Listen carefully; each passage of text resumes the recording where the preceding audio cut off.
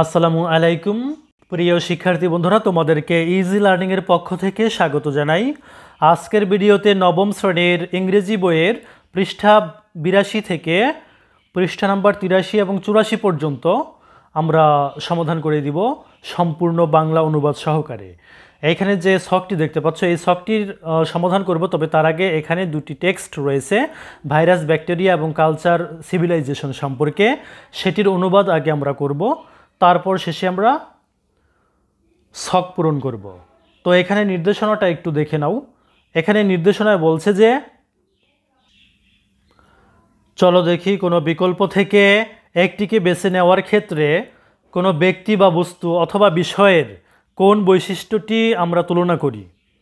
নিচের টেক্সট দুটি পড়ো এবং জোড়ায় বা দলে টেক্সট 1-এ দেওয়া ভাইরাস এবং ব্যাকটেরিয়া এবং টেক্সট 2-তে দেওয়া সংস্কৃতি ও সভ্যতার মধ্যে মিল এবং অমিল চিহ্নিত করো। পরে শ্রেণীতে তোমার প্রাপ্ত ফলাফল শেয়ার করো। তো এখানে আমাদের যে কাজটুকু করতে হবে, মূলত টেক্সট 1-এ যে ভাইরাস এবং ব্যাকটেরিয়া এবং টেক্সট 2-তে সভ্যতা, সংস্কৃতি ও সভ্যতার মধ্যে মিল এবং অমিল আমাদের খুঁজে বের করতে হবে। তো চলো প্রথমে আমরা এই টেক্সটের অনুবাদ করে নেই। অনুবাদ পড়ে তারপর শেষে আমরা এই ছকের সমাধান করব। এখানে আমরা প্রথমত টেক্সট 1-এর অনুবাদটি দেখব। Viruses and bacteria are microscope organism. Virus ও ব্যাকটেরিয়া মাইক্রোস্কোপ জীব। এখানে একটু লক্ষ্য করো কেন সবুজ রং এবং লাল রং ব্যবহার করেছি। এখানে টেক্সটের মধ্যে যাতে তোমরা সহজে বুঝতে পারো যে কোনটা সিমিলারিটিস বা মিল, আর লাল রঙের যেটা আছে সেটা হচ্ছে অমিল। তো মিল এবং অমিলগুলো যাতে তোমরা এই প্যাসেজের অনুবাদ পড়ার সময় বুঝতে পারো, সেজন্য আমি দুই রঙের কালি ব্যবহার করেছি সিমিলারিটিস এবং ডিফারেন্স দেখানোর জন্য। Bacteria are single-celled and considered living organism. Viruses are not cells but genetic material enclosed in a protein coat. লক্ষ্য করে বলা হয়েছে ব্যাকটেরিয়া হলো এককোষী এবং জীবন্ত প্রাণী হিসেবে বিবেচিত। ভাইরাস কোষ নয় কিন্তু জিনগত উপাদান। এখানে আমরা পার্থক্য দেখতে পাচ্ছি যে ব্যাকটেরিয়া হলো এককোষী জীবন্ত প্রাণী, আর অন্যদিকে ভাইরাস হচ্ছে কোনো কোষ নয়, এটা জিনগত উপাদান, প্রোটিনের আবরণে আবদ্ধ। They do not have cellular structures and are considered non-living particles. তাদের সেলুলার কাঠামো নেই এবং নির্জীব কণা হিসেবে বিবেচিত হয়। তো এখানে আমরা পার্থক্য দেখতে পাচ্ছি, ব্যাকটেরিয়া হচ্ছে জীব, ভাইরাস হচ্ছে নির্জীব। এরপর দেখো, viruses and bacteria have the potential to cause infections and disease in humans, animals and plants. Virus ও ব্যাকটেরিয়া দ্বারা মানুষ, প্রাণী ও গাছপালাকে সংক্রমণ এবং রোগ সৃষ্টির সম্ভাবনা আছে। তো এখানে আবার আমরা মিল দেখতে পাচ্ছি, ভাইরাস এবং ব্যাকটেরিয়া দুটোই মানুষের মধ্যে রোগ ছড়াতে পারে, প্রাণীর মধ্যে, গাছপালার মধ্যে সংক্রমণ ধরাতে পারে। both have mechanisms for replication. উভয়েরই হুবহু নকল করার সামর্থ্য রয়েছে। তো এখানেও আমরা মিল দেখতে পাচ্ছি, তাই আমরা সবুজ রং ব্যবহার করেছি এখানে প্যাসেজের টেক্সটে। এরপরে লক্ষ্য করো, bacteria can reproduce independently through binary fission. On the other hand, viruses require a host cell to replicate. Bacteria binary ফিশনের মাধ্যমে স্বাধীনভাবে পুনরুৎপাদন করতে পারে, অন্যদিকে ভাইরাসের প্রতিলিপি করার জন্য একটি হোস্ট কোষের প্রয়োজন হয়। এখানে আমরা পার্থক্য দেখতে পাচ্ছি ব্যাকটেরিয়া এবং ভাইরাসের মধ্যে। এরপর দেখো, antibiotics can kill the growth of bacteria. Antibiotic ব্যাকটেরিয়ার বৃদ্ধিকে বাধাগ্রস্ত করতে পারে, but they are not effective against viruses. কিন্তু এরা ভাইরাসের বিরুদ্ধে কার্যকর নয়। অ্যান্টিবায়োটিক্স ভাইরাসের বিরুদ্ধে কার্যকরী নয়। তো এখানে আবার আমরা অমিল দেখতে পাচ্ছি, ডিফারেন্স দেখতে পাচ্ছি। Bacteria are larger than viruses, bacteria ভাইরাসের চেয়ে বড়, এখানেও আমরা পার্থক্য দেখতে পাচ্ছি। এরপর দেখো, viruses and bacteria can be transmitted from one organism to another through various means. Virus ও ব্যাকটেরিয়া বিভিন্ন মাধ্যমে এক জীব থেকে অন্য জীবে প্রেরণ করা যেতে পারে। এখানে আবার মিল দেখতে পাচ্ছি আমরা। এবার আমরা টেক্সট 2 দেখব, কালচার এবং সিভিলাইজেশনের মধ্যে যে মিল এবং অমিলগুলো রয়েছে। এখানে প্রথমত আমরা মিল দেখতে পাচ্ছি যে culture and civilization involve shared values, beliefs, norms, and customs that guide the behavior of individuals within a society. সংস্কৃতি এবং সভ্যতার সাথে সমন্বিত মূল্যবোধ, বিশ্বাস, নিয়ম এবং রীতিনীতি জড়িত, যা একটি সমাজের মধ্যে ব্যক্তিদের আচরণকে নির্দেশ করে। Civilizations tend to be broader in scope than cultures. সভ্যতাগুলি সংস্কৃতির চেয়ে পরিধিতে বিস্তৃত হয়ে থাকে। এখানে আবার আমরা অমিল দেখতে পাচ্ছি। A civilization includes multiple cultures within its boundaries and involves larger populations compared to culture. একটি সভ্যতা তার সীমানার মধ্যে একাধিক সংস্কৃতিকে অন্তর্ভুক্ত করে এবং সংস্কৃতির তুলনায় বৃহত্তর জনসংখ্যাকে অন্তর্ভুক্ত করে। Cultures and civilizations often produce art, literature, music, and other forms of creative expression that reflect their values, aesthetics, and traditions.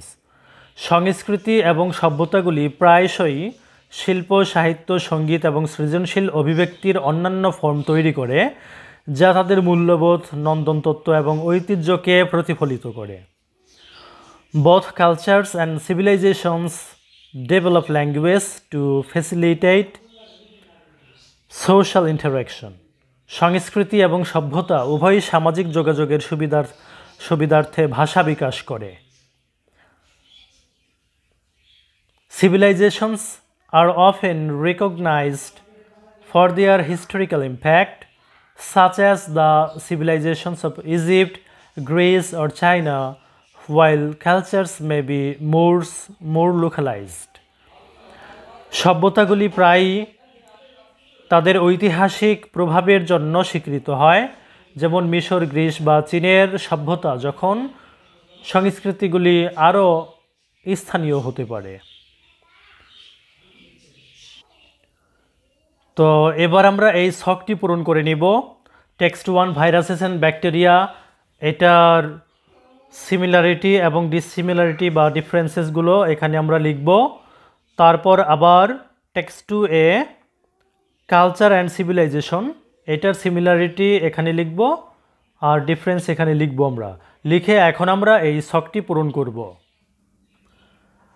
এখানে লক্ষ্য করো, text 1 bacteria, viruses and bacteria, এটার সিমিলারিটিস এবং ডিফারেন্সেসগুলো দেখানো হয়েছে এখানে। 1 নম্বরে মাইক্রোস্কোপ অণুজীব, দুইটারই ক্ষেত্রে এটা প্রযোজ্য, মানে সাদৃশ্য রয়েছে এই ক্ষেত্রে, আণুবীক্ষণিক। তারপরে লক্ষ্য করো 2 নম্বর, কজিং ইনফেকশনস অ্যান্ড ডিজিজ, রোগ ও সংক্রমণ ঘটায়। 3 নম্বর দেখো, হ্যাভিং মেকানিজম রেপ্লিকেশন, এটা হুবহু নকল প্রক্রিয়া আছে। এরপর লক্ষ্য করো difference, bacteria are living organisms, bacteria হচ্ছে লিভিং অর্গানিজমস অর্থাৎ জীবন্ত জীব, but viruses are genetic material, কিন্তু ভাইরাস হচ্ছে জেনেটিক উপাদান। এরপর লক্ষ্য করো bacteria are single celled, bacteria হচ্ছে এককোষী, but viruses do not have cells, কিন্তু ভাইরাসের কোষ নেই, এটা হচ্ছে কোষবিহীন। এরপর লক্ষ্য করো bacteria can reproduce independently, bacteria স্বাধীনভাবে পুনরুৎপাদন করতে পারে বা নিজে নিজে উৎপাদন করতে পারে, but viruses require host cell to replicate, কিন্তু ভাইরাসের হোস্ট সেলের প্রয়োজন হয় পুনরুৎপাদনের জন্য।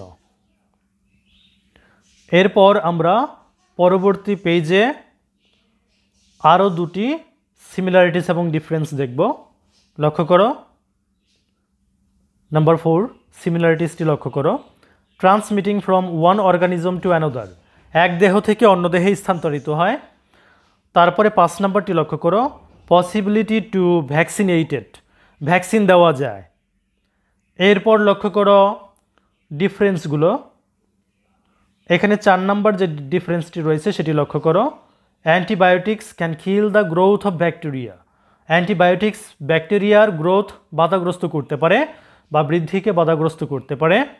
But they are not effective against viruses, কিন্তু এরা ভাইরাসের বিরুদ্ধে কার্যকর নয়।